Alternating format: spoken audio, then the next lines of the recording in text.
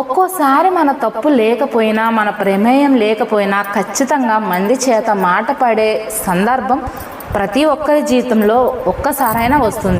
నన్ను అంటున్నారు, నన్ను అవమానిస్తున్నారు, నా మీద నిందలు వేస్తున్నారు, నా పరువు తీస్తున్నారు, నా గురించే చెప్పుకుంటున్నారు అని మనం అవతల వాళ్ళ గురించి ఆలోచిస్తూ మన సమయాన్ని, మన ఆరోగ్యాన్ని వృధా చేసుకోకుండా వాళ్ళు అనే ప్రతి మాటకి సమాధానం చెప్పుకుంటూ వెళ్తే మన జీవితకాలం సరిపోదు. కాబట్టి ఒకవేళ మనం సమాధానం చెప్పాలి అని అనుకున్నా అర్థం చేసుకునే వాళ్ళకైతే మనం చెప్పగలుగుతాం. అర్థం చేసుకునే వాళ్ళైతే అసలు ఫస్ట్ మనల్ని మాటలు అనరు, మన మీద నిందలు వేయరు, మనల్ని అవమానపరచాలని చూడరు, మన పరువు తీయాలని కూడా అనుకోరు. అర్థం చేసుకోలేని వాళ్ళకి ఎంత చెప్పినా వేస్టే, అసలు చెప్పడం వేస్ట్.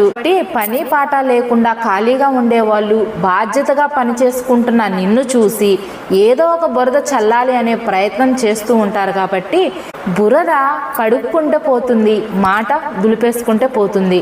అంతేగాని వాటి గురించి ఆలోచిస్తూ జీవితాన్ని, లక్ష్యాన్ని, గమ్యాన్ని ఆపేసుకొని కూర్చోవడం మనకే నష్టం.